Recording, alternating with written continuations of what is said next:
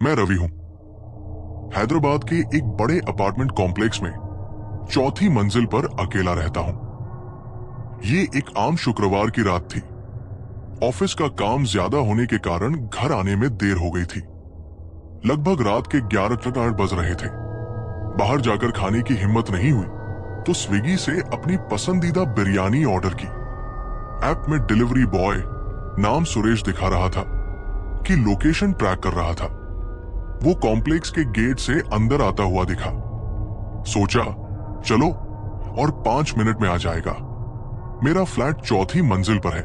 1 minute बाद मेरी मंजिल पर आने वाली लिफ्ट की आवाज सुनाई दी, लेकिन वो ऊपर की मंजिल पर रुकी, यानी 5वीं मंजिल पर। सोचा शायद किसी और ने ऑर्डर किया होगा, लेकिन तभी 5वीं मंजिल से किसी के दरवाजे पर जोर से खटखटाने की आवाज आई। फिर कुछ अस्पष्ट झगड़े की आवाजें, किसी के जोर से चिल्लाने की, कुछ गिरने की। धब से एक बड़ी आवाज। मुझे थोड़ी घबराहट हुई, लेकिन मैंने ध्यान नहीं दिया। फ्लैट्स में ऐसा होता ही रहता है। 2-3 मिनट बीत गए, सब शांत था। इतने में मेरी डोरबेल बजी। मैंने दरवाजा खोला। सामने स्विगी डिलीवरी बॉय सुरेश, लेकिन वो सामान्य नहीं था।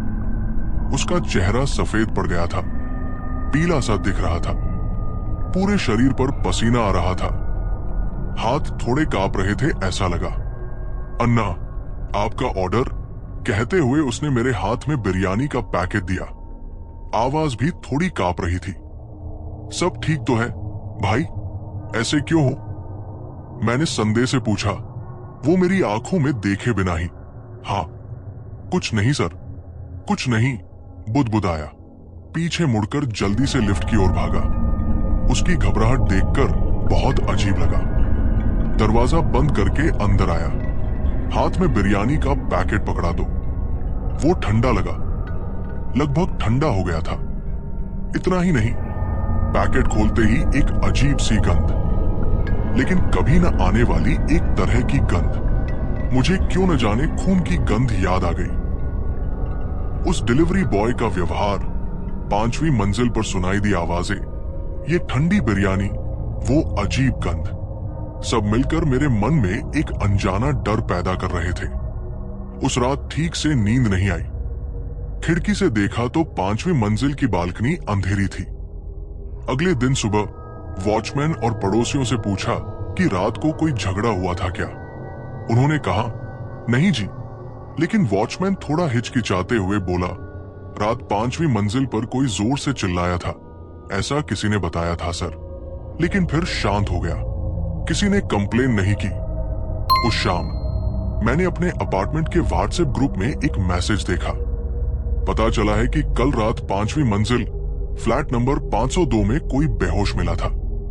पुलिस आकर देख कर चली गई। पूरी जानकारी नहीं है। वो मैसेज देखते ही मेरी सांस रुक गई। वो डिलीवरी बॉय सुरेश, क्या वो गलती से पहले 5वीं मंजिल पर चला गया था? वहां उस फ्लैट में डिलीवरी देने जाकर अंदर कोई भयानक दृश्य देख लिया था, इसलिए इतना डर गया था?